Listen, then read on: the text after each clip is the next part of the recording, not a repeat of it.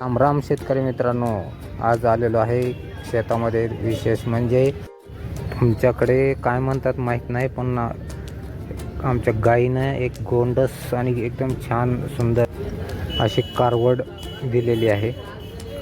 छोट्या बाळाला कारवड म्हणतात, मोठं झालं की त्याला गाय म्हणतात. तुमच्या इकडे काय म्हणतात हे मला सांगा कमेंट बॉक्समध्ये लिहून. तर मग चला मित्रांनो, ती गाय तिच्या बाळाची आता स्वच्छता करत आहे. तर थोडंसं आपण पण तिला मदत करूयात. आपण पण तिची थोडीशी स्वच्छता, तिच्या कानामध्ये, तिच्या नाकामध्ये, तोंडामध्ये जे घाण अडकलेली असते ते काढण्याचा प्रयत्न करू मित्रांनो. सर्रास गाय व्याल्यानंतर सुरुवातीला माणसांना जवळ येऊ देत नाही, पण आमची गाय एकदम अशी गरीब गाय आहे की कोणी जरी जवळ गेलं तरी ती मारत नाही कधीच.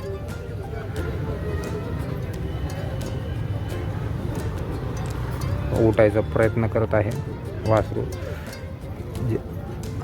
अजून एक अर्धा तास पण नाही झाला तर ते उठायला बघत आहे.